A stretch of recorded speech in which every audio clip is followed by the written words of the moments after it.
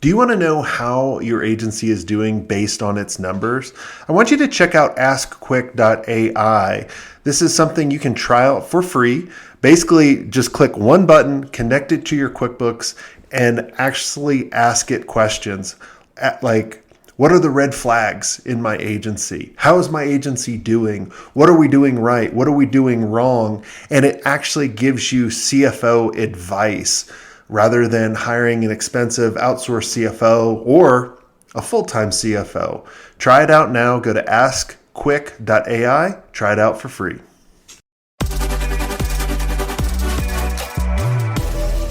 Hey, Zander, welcome to the show. Hey, thanks, Jason. Appreciate you having me. Yeah, excited to have you on. Tell us who you are, what you do. So I'm Zander Barth. I'm the director of Califon New Media, and we're a website development, host, and digital marketing agency here in Charleston, South Carolina. Now, you have an interesting background.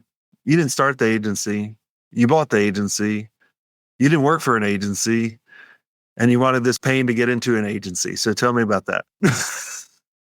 Yeah, I definitely, I think most of the people I've heard on your show have a much different background. Yes. Education-wise, chemical engineer. So I started out on the factory floor, did a lot of projects there, really cut my teeth managing the boiler house and wastewater plants of the world. So probably a unique background being in a wastewater plant and then going into business marketing. I mean, there's a wide gap there. So how do you go from wastewater to wanting to buy an agency? Yeah. So I thought I'd be a plant manager and then decided I didn't want to do that. And worked for some cool companies, worked for Tesla for a little bit, and really realized I wanted to get out of the factory.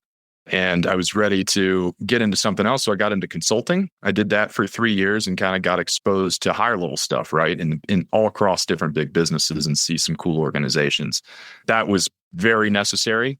And then really, funny enough, just thought about going and getting my MBA. What's next? I always wanted to work for myself and learned about, M&A on this kind of small scale and buying small businesses.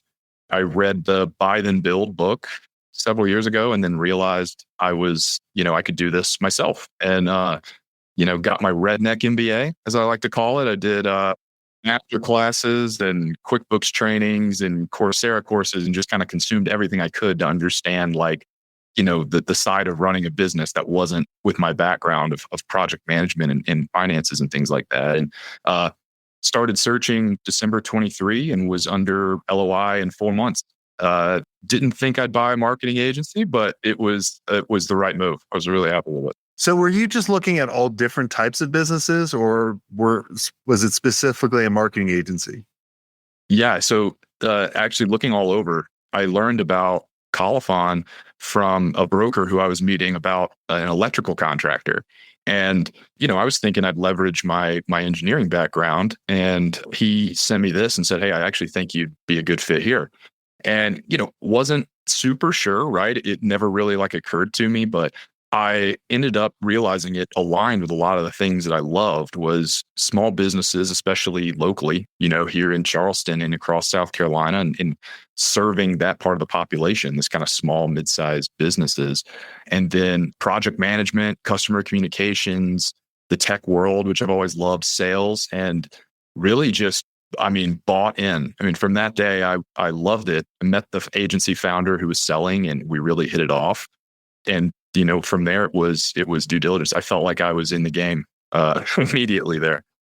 Did the founder stay or did they go? Why were they selling? He was just kind of in one of those transition periods. He was near retirement age. He was kind of looking to make a lot of different changes and just was ready. He'd been doing it for over 20 years. And as it is in the agency world, it can be tough. I think he was ready to kind of move to that next chapter and wanted to find someone who wanted to take care of all the customers and learn the business. And we did a 6-month transition period, which was really good. So he was he an amazing guy, really taught me the business and kind of our team and the customers and a lot of those different things. Spent a lot of great time with me too and helped me get up to speed. And obviously I hit the ground running and luckily the team in place is amazing. Our team's phenomenal. And so all those things really linked together. what was the biggest surprise? Was there any gotchas? Like, oh, I forgot to tell you about that. You didn't ask that. Yeah, I think luckily we had a good working relationship that I dodged a lot of the horror stories that you think about. I mean, the short answer, I guess, though, is yes. Like at all times, like every day, right? There's something that I was like, it's something I wasn't thinking or had to dig deep on and really, get into the details. But I think I got incredibly lucky, especially with some of the horror stories I've heard of people diving in. I think, I even heard one on your show about someone acquiring an agency and finding, I think it was a few episodes ago with Matt Marchetta and the due diligence, you find some crazy stuff. I incredibly fortunate. I think I dodged a lot of the horror stories, but of course there's always the little gotchas, the little pieces of tribal knowledge that you missed, the customer history that pops up 2 years later. And I guess I just have tried to get good at riding the wave. Yeah, just always be like, what does today have in store for me? Right. And did you lose any clients? Did you lose any team members when you bought? Turnover is normal in our business. I don't think we had more churn than normal. That was really great. None because of the transition, which was good. It was usually for things outside the control or other things. The team, we've also kept the core together and even added a few new faces. And the team's incredibly strong. So the team being strong is just super duper helpful. Like it's been amazing working with these guys, and they spent time with me to help me get up to speed and have really bought in. I think they realized that time investment paid off. I do have some skills and good ideas, and have really got up to speed on everything we do. I'm trying to be a weapon in that way as well. And it's all good so far. Kept everybody together. And you don't have to say specific numbers. We don't care about that. But how did you guys structure the deal? A lot of people want to know, because a lot of people listening now, they're thinking about buying an agency, but also some people are closer to like saying, hey, I want to sell. Like, what was kind of the structured deal? Yeah, it was very typical. So it was 10% equity, 10% seller note, and then 80% SBA, 5A or 7A. Okay. And pretty typical cut and dry deal. The seller note has a balloon, and that's about as crazy as it gets. Otherwise, it was pretty straightforward. I wanted to keep it simple. No earnout? Yeah, no earnout, which is risk, right? I think a lot of, now that I'm in now, I realize, I got lucky, as I've said several times on this, and that would be something I would probably say for most people do it. You're not going to find maybe the caliber of person in a lot of deals, and you want to structure that so that, I shouldn't say caliber of person, but just you want to structure that so people are incentivized to help you and help the business grow after they're gone.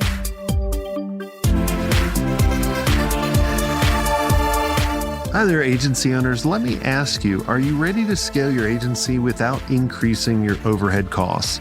If yes, then you need to know about E2M Solutions. Now, E2M is the #1 most reliable white label partner for agencies. They specialize in web design, WordPress development, e-commerce, SEO, and content writing. They basically do all the heavy lifting, which frees you up to focus on growing your agency. Now, here's the best part. E2M is just not another vendor. With over 10 years of experience, their team of over 300 experts has a track record of delivering for more than 300 agencies. They're your strategic partner. They deliver on time every time, so you can focus on what you do best. Now, E2M's mission is simple: to help 500 agencies increase their revenue and profit margins with white label services that actually work. And to help you get started, they're offering a special deal, 10% off for the first 3 months, but act fast because it's only a limited time offer. So head over to e2msolutions.com/smartagency to check out their transparent and their flexible pricing. Trust me, if you're ready to grow without burning out, E2M is the partner you've been looking for. That's e2msolutions.com/smartagency. Go check them out and tell them Jason Swank sent you.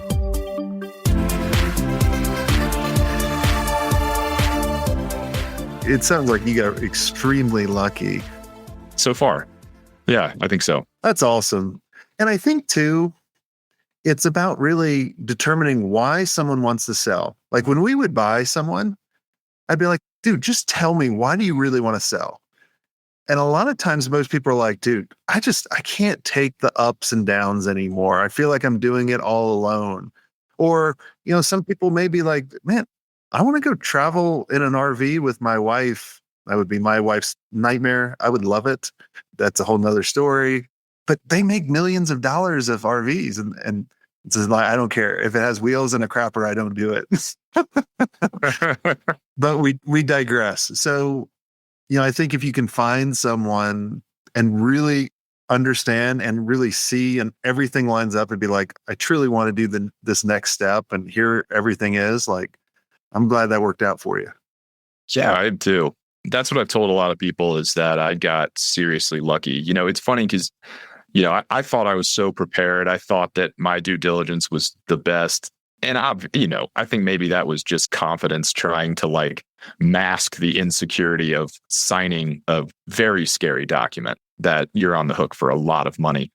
So maybe some hubris there to mask the scared. But I really do think I just got incredibly lucky, and I think understanding motivations is huge. I tell people that ask me about my experience, it's not like I'm an expert in this or anything, but going through it is quite the experience. And I say you got to have a vibe with the seller, as weird as that sounds. I don't think there's anything more important than being able to really feel like you understand and can read each other and work well together, because you're purchasing someone's baby a lot of the time, and you got to respect that and respect the legacy. And you have to have someone who is exiting for the right reasons and wants you to take care of their baby and grow it, right? And is proud of that, and not, sometimes I think some ugly feelings can come up from what I've heard in a lot of other cases.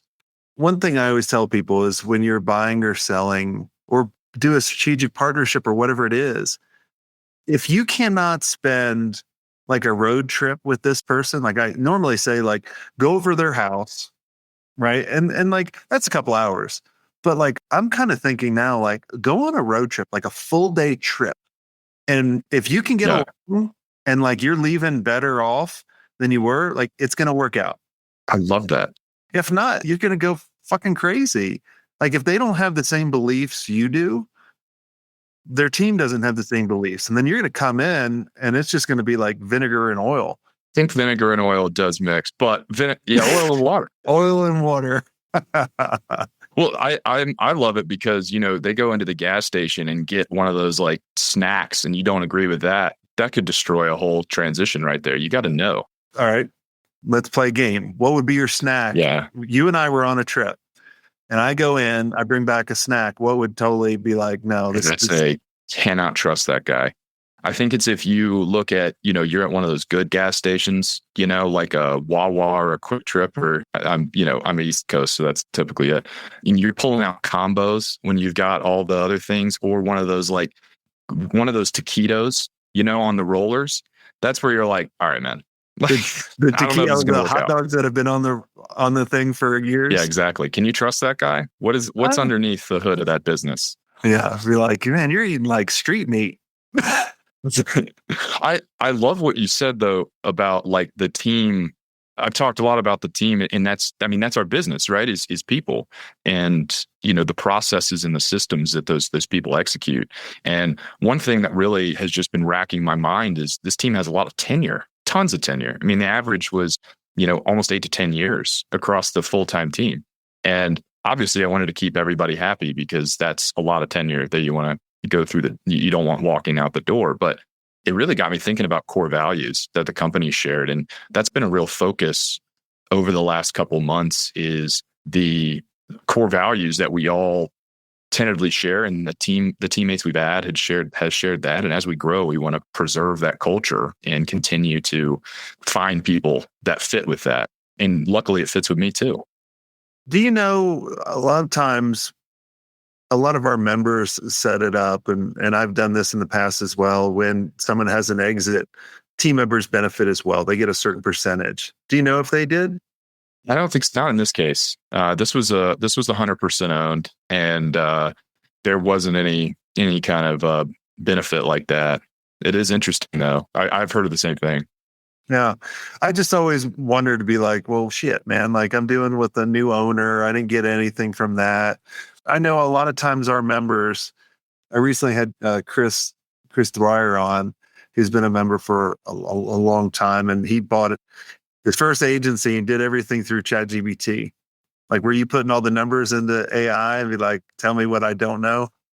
I would have done that, I think now. I think the last spring when I was doing this, it wasn't, I don't know, maybe ChatGPT wasn't there. I didn't really know how to wield it well. I've used it now when I've looked at other kind of potential roll-up acquisitions to give me a blind spot or two and make sure I'm thinking about everything. But maybe hey, I'll tell you, ChatGPT is like my best friend at this point with all the stuff it can do. Yeah. So yeah, I we personally created like advisor roles and created custom GPTs for major roles, like in marketing and acquisition and operations and community management, all that kind of stuff, and just fed it all this data. And it's amazing. Like, in the M&A stuff, like Chris would be like, all right, well, here's all the data. Like, and everybody listening too, I've told you guys on the podcast to do this. Take your numbers, export it out, and throw it into ChatGPT and see what it says. Be like, hey, I'm thinking about buying this business. Would you? Yeah, I saw someone say that it's like having a genius best friend that you can just toss up. Like, that genius best friend isn't right 100% of the time, but they're always going to get you thinking about something. And I love that, like, thinking about it in terms of that way. If you know how to communicate with your genius best friend, it can give you some good insights that you might not have thought of. And I think that's a perfect way to do it. That's how I would do it now too, is to check my blind spots. We've been building these kind of co-pilot bots. I'm not quite sure what to call them yet, for the different things we're doing in web development, trying to make them almost colophon bots that understand what we do with our customers. And it's been super, highly recommend, especially for M&A. It'll give you insights and due diligence questions you haven't thought of. It's crazy what everything is out there. I mean, it's just, if you have something with a lot of data, throw it into some AI tool, and it's amazing what it spits out back. Yeah, I've been telling our team that too, is like, if you're not using AI and at a daily basis for troubleshooting, for those things that it's good at, right? Summarizing information, finding blind spots, all these other things, you're missing out on efficiency and missing out on learning how to prompt these tools that are going to really dictate how we do business. I mean, for the coming future. So it's a massive opportunity. Definitely M&A bot. M&A bot would definitely be useful. Well, awesome. Well, is there anything I didn't ask you, Zander, that you think would benefit the listeners listening in? I think you got everything. I think definitely the coolest part of my story is the M&A portion. And now I'm in I'm building an agency, and we're growing and trying to sustain all these incredible things and helping a lot of awesome customers. And it's growing. So I think everything is there. That's Colophon. That's me. And I really appreciate you having me on. Hopefully this was interesting for everybody else too. Oh, definitely. Well, thanks so much, Zander, for coming on the show. And for everyone listening, if you enjoyed this episode and you feel like you're kind of screaming into the pillow and running the agency all by yourself, and you really want to be around other cool people that understand what you're going through, that don't buy combos at the gas station, I think go check out agencymastery.io and check us out. If we can help you out, we'll help you out. If not, we'll wish you luck. All right. Until next time, have a swank day.